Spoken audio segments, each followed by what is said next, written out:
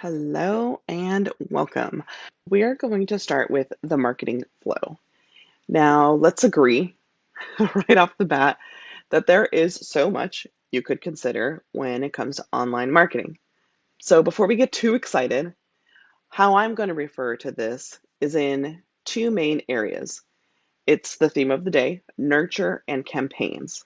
Now, the tricky part comes in when you try to balance both of these. So, in order to avoid overwhelm, today we're going to start looking at this to avoid losing the inspiration and the momentum in your business.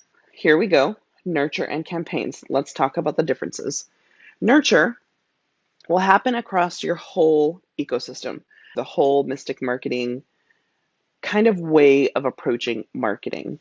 It's a whole ecosystem that supports your business. So the nurture side of this happens across the entire ecosystem, and you can consider it the feeding and caring of your community. It's like the stars in the sky. You can always see these elements, and they happen every single day.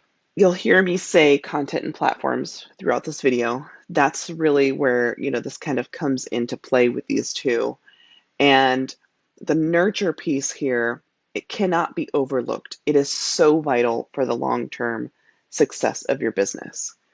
And then on the other side, we have campaigns. And this really begins in the outer pieces of your ecosystem, and it offers opportunity for the humans to move closer to the inner part of your ecosystem. In other words, closer and moving towards working with you. Now, to kind of put an idea to this, these are the big promotions. Sometimes they're called online launches, or they're holiday sales, or they're special events you want to have, or it's a lead magnet that you're releasing. It's birthing a new podcast. Really, this campaign piece is unlimited in possibilities, in my opinion, and it's completely unique and customizable to you. And the list goes on with what you could do with this. Really, the campaign is an intentional experience that you create, unique to you, your business, your offerings, and the humans you're wanting to bring in. And it generally has a fixed start date and an end date with a predetermined destination. I like to think of this one, I love the universe and the galaxy and all that. If you can't tell from my graphics, I like to think of this one as a comet show, right? So the stars you can see every day, that's your nurture. A comet show, it starts and it ends and then it's gone.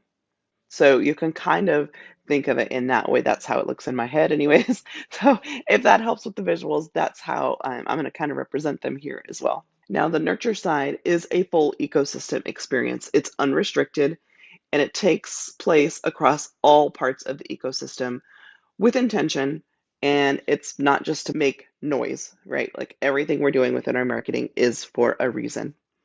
And then on the campaign side, this is, I call it a bucket audience, where the human that is inside of this campaign now has raised their hand and entered this experience that you're now guiding them on.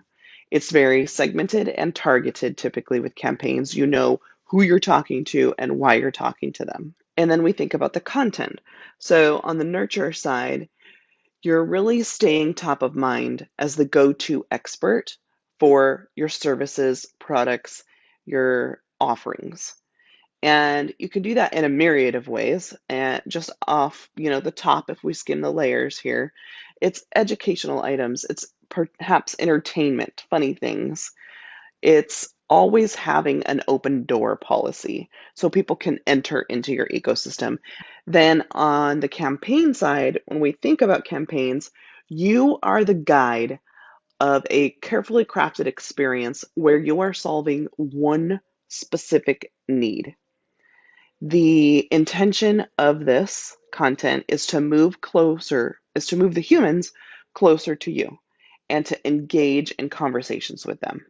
Then we have the final level here of the marketing flow. And this is how you want to play essentially. So I've listed some options here. You can just read those through, but this is the part we're going to focus on today. You get to pick and choose what you want to do here. If something doesn't feel good, don't do it. If something feels awesome, do more of it. If it's working really well and you like it, do more of it. But the thing to remember that I think isn't possible in many other marketing ways is this is completely adaptable as you go. The key though is you have to start somewhere. These will be, think of it as the first building blocks of your marketing manifesto. And be gentle with yourself. This doesn't have to be perfect. No, no. What you're doing is you're picking right now. It's not permanent, set in stone. It's changeable. You can adapt. You can change once you have a new idea, a different idea, or something else. But remember, we're starting somewhere. We're starting here. So if I was to layer on one more detail here, and I did this kind of with the, classic 5 W's and 1 H, just because I'm a writer and that's super cool. So if you look to the left, you have who, which is the humans, and when, which if you look at nurture is ongoing, or campaign is a fixed timeline. So that top line there handles the who and the when. The second line is the why. Why are you doing this specific piece of content? So each thing you're putting out has an intention behind it. Why are you doing it?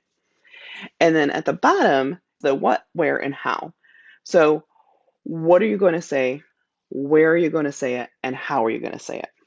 So you're going to just connect to how do you enjoy sharing and communicating with your community? Something I want to caution. This is not about quantity. It's not more things is better. This is about quality. It is way, way more important that what you're putting out is quality rather than putting out 50 things. Trust me, this is a key to intentional marketing and meaningful messages, things that will get people connected and take them from out in the ethos into your ecosystem and moving closer and closer to you and your services.